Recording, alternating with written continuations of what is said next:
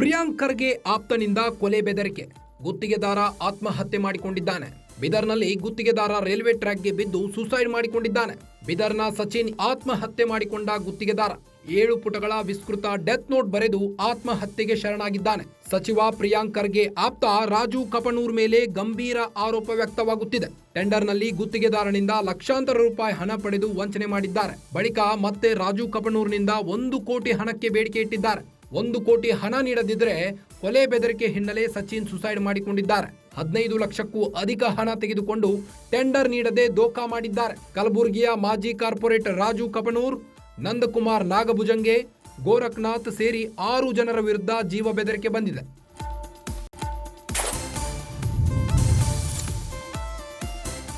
ಬಿದರ್ ಜಿಲ್ಲೆಯ ಬಾಲ್ಕಿ ತಾಲೂಕಿನ ಕಟ್ಟಿ ತುಂಗಾವ್ ಗ್ರಾಮದ ಮೃತ ಸಚಿನ್ ರೈಲ್ವೆ ಟ್ರ್ಯಾಕ್ನಲ್ಲಿ ರುಂಡ ಮುಂಡ ಬೇರ್ಪಟ್ಟ ಸ್ಥಿತಿಯಲ್ಲಿ ಶವ ಪತ್ತೆಯಾಗಿದೆ. ಸುಸೈಡ್ ಮಾಡಿಕೊಂಡ ಸ್ಥಳದಲ್ಲಿ ಕುಟುಂಬಸ್ಥರ ಆಕ್ರಂದನ ಮುಗಿಲು ಮುಟ್ಟಿದೆ.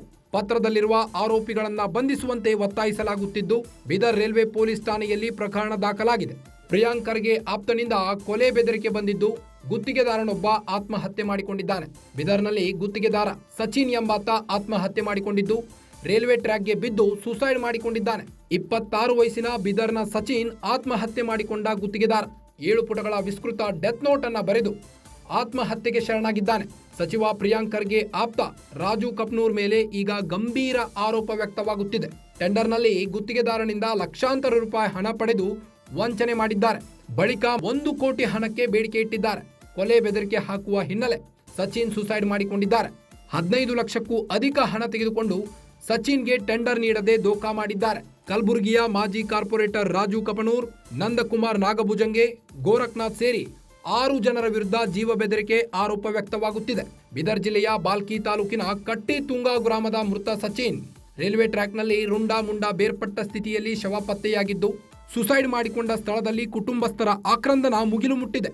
ಪತ್ರದಲ್ಲಿರುವ ಆರೋಪಿಗಳನ್ನ ಬಂಧಿಸುವಂತೆ ಕುಟುಂಬಸ್ಥರು ಒತ್ತಾಯಿಸುತ್ತಿದ್ದಾರೆ. ಸಚಿವ ಪ್ರಿಯಾಂಕ್ ಖರ್ಗೆ ಆಪ್ತ ರಾಜು ಕಪನೂರ್ ಮೇಲೆ ಗಂಭೀರ ಆರೋಪ ವ್ಯಕ್ತವಾಗಿದ್ದು, ಟೆಂಡರ್ನಲ್ಲಿ ಗುತ್ತಿಗೆದಾರನಿಂದ 15 ಲಕ್ಷ ಹಣ ಪಡೆದು ಟೆಂಡರ್ ನೀಡದೆ ದೋಖಾ ಮಾಡಿದ್ದಾರೆ. 1 ಕೋಟಿ ಹಣ ನೀಡದಿದ್ದರೆ ಕೊಲೆ ಬೆದರಿಕೆ ಹಿನ್ನೆಲೆ ಸಚಿನ್ ಸುಸೈಡ್ ಮಾಡಿಕೊಂಡಿದ್ದಾರೆ. ರೈಲ್ವೆ ಟ್ರ್ಯಾಕ್ನಲ್ಲಿ ರುಂಡ ಮುಂಡ ಬೇರ್ಪಟ್ಟ ಸ್ಥಿತಿಯಲ್ಲಿ ಶವ ಪತ್ತೆಯಾಗಿದೆ. ಬೀದರ್ ಜಿಲ್ಲೆ ಕಟ್ಟಿ ತುಂಗಾವ್ ಗ್ರಾಮದ ಸಚಿನ್ ಪಂಚಾಳ್ ಅಂತೇಳಿ ನನಗೆ ಪರಿಚಯ 1 ವರ್ಷದಿಂದ ಪರಿಚಯ ಆಗಿದ್ದ ಹುಡುಗ. ಆ ಹುಡುಗ ಅನ್ಕ ನಂಬಲ್ಲಿ ಬಂದ, ನಂದು ಬಿ ಸಿವಿಲ್ ಇಂಜಿನಿಯರ್ ಮುಗ್ದದಣ್ಣ, ನಮ್ಮ ಸಾಹೇಬ್ರೊಬ್ಬರ ಬಿ M.Tech ಮುಗ್ದದ, ನಂಬಲ್ಲಿ ಕ್ಲಾಸ್ 1 ಕಾಂಟ್ಯಾಕ್ಟ್ರ್ ಇದ್ದೀವಿ ನಾವು, ನಿಮ್ಮ ಏನಾದರೂ ನಿಮ್ಮ ಕೆಲಸ ಮಾಡ್ತೀರಿ ಅಂತಂದ್ರೆ ನಮ್ಮ ಲೈಸೆನ್ಸ್ ಮೇಲೆ ಮಾಡಿರಿ ಅಂತೇಳಿ ನಂಬಲ್ಲಿ ಬಂದ. ಸರಿಯಪ್ಪ, ನಮಗೂ ಲೈಸೆನ್ಸ್ ಇಲ್ಲ ಮತ್ತು ನಂಬಲ್ಲಿ ಯಾರು ಓಡಾಡಿ ಟೆಂಡರ್ ಅದು ಹಾಕೋರಿಲ್ಲ ಅಂತಂದ್ರೆ, ಇಲ್ಲಣ್ಣ ನಾವೆಲ್ಲ ಮಾಡ್ತೀನಿ ಕೆಲಸ ಅಂತೇಳಿ ನಂಬಲ್ಲಿ ಬಂದಾಗ ಅನ್ಕರೆ ಮೊದಲನೇದನ್ಕರೆ ಏರ್ಪೋರ್ಟ್ ಟೆಂಡರ್ ಹಾಕಿದೆವು ನಾವು. ಆ ಏರ್ಪೋರ್ಟ್ ಟೆಂಡರ್ನು ನಮಗನ್ಕರೆ ಫೇಕ್ ಮಾಡಿ ಇದನ್ನು ಮಾಡಿ ತೊಗೊಂಡು ಟೆಂಡರ್ ಹಾಕಿದ. 4-5 ತಿಂಗಳು ಅನ್ಕರೆ ಅಲ್ಲಿ ದುಡ್ಡು ಅನ್ಕರೆ ಜಾಮ್ ಮಾಡಿ ಇಟ್ಟದ್ಮೇಲೆ ಆ ನಂತರ ಅನ್ಕರೆ ಮತ್ತು ಇದು KRDB ಒಂದು ಟೆಂಡರ್ ಹಾಕಿದ್ವು. ಅದಕ್ಕೂ ದುಡ್ಡು ಅವನ ಅಕೌಂಟಿಗೆ ಹಾಕಿವಿ ನಾವು. ಸೀದಾ ಅವನ ಅಕೌಂಟಿಗೆ ದುಡ್ಡು ಹಾಕಿದ ನಾವು. ಟೋಟಲ್ ಅವನ ಅಕೌಂಟಿಗೆ 65 ಲಕ್ಷ ರೂಪಾಯಿ ದುಡ್ಡು ಹಾಕಿವಿ. ಕ್ಯಾಶ್ ಒಂದು 15 ಲಕ್ಷ ರೂಪಾಯಿ ಕ್ಯಾಶ್ ಕೊಟ್ಟಿವಿ. ಆ ನಂತರ ಏನದ ಟೆಂಡರ್ ಅನ್ಕರೆ ಇವತ್ತು ಆಗ್ತದೆ ನಾಳೆಗೆ ಆಗ್ತದೆ ಅಂತೇಳಿ ನಮಗೆ 6-7 ತಿಂಗಳು ಹಿಂಗೆ ಸತ್ತದ ನಂತರ ಅನ್ಕರೆ ನಾವು ಬೆಂಗಳೂರಿಗೆ ಹೋಗಿ ಇನ್ಕ್ವೈರಿ ಮಾಡಿದಾಗ ಟೋಟಲಿ ಟೆಂಡರ್ ಫೇಕ್ ಅದ ಅಂತೇಳಿ ನಮಗೆ ಗೊತ್ತಾದಾಗ, ಯಾಕೋ ಸಚಿನ್ ಹಿಂಗೆ ಮಾಡಿದ್ವಿ ಅಂತ ನಾವು ಕೇಳಿದಾಗ, ಇಲ್ಲಣ್ಣ ಅದು ಮಾಡೀನಿ, ನಮ್ಮ ಪಪ್ಪರ ದುಡ್ಡು ತೊಗೊಂಬರ್ತೀನಿ ಅಂತ ಹೇಳ್ದ. ಸರಿಯಪ್ಪ ಅಂತೇಳಿ ಅವ್ನಿಗೆ ಬೆಂಗಳೂರಿಂದ ಗುಲ್ಬರ್ಗ ಬಂದೆವು. ಅವರು ನಾವೆಲ್ಲ ಕಲ್ತು ನಾವು ಕಲ್ತು ಬಂದಾಗ ಅನ್ಕರೆ ಇಲ್ಲಿ ಗುಲ್ಬರ್ಗಲಿಂದ ಹೋದ್ರು ನಾವು 2 ದಿನ ಗುಲ್ಬರ್ದಾಗಿದ್ದ.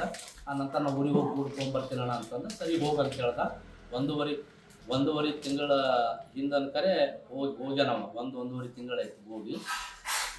ಹೋದ ನಂತರ ಅನ್ಕರೆ 2 ದಿನ ಚಾಲು ಇಟ್ಟನ ಫೋನ್. ಆ ನಂತರ ಬಂದಿಟ್ಟಾನ. ಆ ನಂತರ ನಾವು ಅವ್ರ ಮನೆಗೆ ಹೋಗೋನು ಹೇಳ್ದ, ನೋಡಿರಿ ನಿಮ್ದು ಅಮ್ಮ ಇಷ್ಟು ದುಡ್ಡು ತೊಗೊಂಬಂದಾನ, ಯಾವುದು ನೀವು ಬೇಕಂದ್ರೆ ಕಂಪ್ಲೇಂಟ್ ಮಾಡಿರಿ, ಅವ್ರು ಎಲ್ಲ ನಮ್ಮ ಲೊಕೇಶನ್ ಹಾಕೊಂಡು ತೊಗೊಂಬರ್ತಾರೆ, ಇಷ್ಟು ದುಡ್ಡು ತಂದಿದ್ದು ಏನು ಮಾಡಿದ್ದು ಕೇಳ ಅಂತೇಳಿ ಅವ್ರು 2 ಸಿಸ್ಟರ್ಗೆ ನಾವು ಮಾತಾಡ್ದ. ಅವ್ರು 2 ಸಿಸ್ಟರ್ ಅಂದ್ರು ನಮಗೆ ಪಡಿದನ ಕಾಲ ಅವಕಾಶ ಕೊಡ್ರಿ, ಅದು ಏನದ ಕೂತು ನಾವು ಬಗೆಹರಿಸಮಂತ. ನಮ್ಮ ತಮ್ಮ ಬರ್ತಾನ, ಅವ ಯಾವಾಗೂ ಹಿಂಗೆ ಮಾಡ್ತಾನ, ಸ್ವಿಚ್ ಆಫ್ ಮಾಡ್ಕೆ ಸೋತಾನ. ನಮಗೂ 15 ದಿನ ತಿಂಗಳ ಒಂದು ಮಾತಾಡಲ್ಲ. ಅವ್ನು ನಮಗೆ ಕಾಂಟ್ಯಾಕ್ಟ್ ಆದ್ರೆ ನಿಮ್ಗೆ ಕಾಂಟ್ಯಾಕ್ಟ್ ಮಾಡ್ತೀವ್ರಿ ಅಣ್ಣ, ನಾವು ನಮ್ಮಲ್ಲಿ ಯಾರು ಗಣಸ ಮಕ್ಕಳಿಲ್ಲ ಓಡಾಡೋರು, ನಾವು ಒಂದು ಪಡೆದ ನಿಂದ್ರಿ ಅನ್ನ ಸರಿ ಅಂತ ಅವ್ರಿಗೆ ಹೇಳಿಕೆಸ್ ನಾ ಬಂದೀನಿ. ನಿನ್ನ ಅನ್ಕರೆ ಅವ ಏನು ಮಾಡ್ತಾನಪ್ಪ ಅಂತಂದ್ರೆ, ನಿನ್ನ ಫೇಸ್ಬುಕ್ದಾಗ ಅನ್ಕರೆ ಬಿಡ್ತಾನೆ, ನಮ್ಗೆ ಇಂಥವ್ರು ಟಾರ್ಚರ್ ಆಗ್ಯದ ಹಿಂಗಾಗ್ಯದ ಅಂತೇಳಿ. ಆ ಫೇಸ್ಬುಕ್ ನೋಡ್ಕೇಸ್ ನಾ ಗ್ರಾಮೀಣ ಪೊಲಿಟಿಷನ್ ಕಂಪ್ಲೇಂಟ್ ಕೊಡ್ಲಕ್ಕೆ ಹೋಗಿದ. ಗ್ರಾಮೀಣ ಪೊಲೀಸರು ಒಂದು ಹಿಂಬರ ಬರೆದು ಕೊಟ್ಟರು ನನಗೆ, ನೋಡಮ್ ನಾಳೆ ಒಂದಿನ ವೇಟ್ ಮಾಡಿರಿ ಅವ್ರು ಸಿಕ್ಕನು ಅಂತಂದ್ರೆ, ಇಲ್ಲ ಅಂತಂದ್ರೆ ಮತ್ತೆ ನಾಳೆ ಎಫ್.ಆರ್ ಮಾಡಮ್ ಅಂತ ಅವ್ರು ನಮಗೆ ಹೇಳಿದ್ರು. ಆ ನಂತರ ಹಿಂಬರ ತೊಗೊಂಡು ನಾನು ಹಿಂದಕ್ಕೆ ಬಂದೀನಿ. ಅವನಿಗೇನು ಯಾವ ಟಾರ್ಚರ್ ಮಾಡಿಲ್ಲ, ನಾ ಏನು ಬಡ್ಡಿ ಅವರ್ಗೆ ಮಾಡಿಲ್ಲ. ಅವ್ನಿಗೆ ಬಡ್ಡಿ ಹಂಗೆ ಅನ್ಕ ನಾ ಅವ್ನಿಗೆ ದುಡ್ಡು ಕೊಟ್ಟಿಲ್ಲ. ನಾ ಅವನಿಗೆ ಅವ್ನು ಲೈಸೆನ್ಸ್ ಟೆಂಡರ್ ಅದಪ್ಪ ಅಂತಂದ್ರೆ ಅವ್ನಿಗೆ ಅಕೌಂಟಿಗೆ ದುಡ್ಡು ಹಾಕಿವಿ ನಾವು ಕೆಲಸ ನಾವು ಕೆಲಸ ಮಾಡ್ಬೇಕಂತೇಳಿ. ಅದಕ್ಕೆ ಇದಕ್ಕೆ ಬಿಟ್ಟರೆ ಬೇರೆ ಅನ್ಕರೆ ಇದಕ್ಕೆ ಬೇರೆ ಬೇರೆ ಬಣ್ಣ ಹಚ್ಚಲತ್ತಾರೆ. ಇದಕ್ಕೆ ಯಾವುದೂ ಬಣ್ಣ ಹಚ್ಚಿ ಏನಿಲ್ಲ.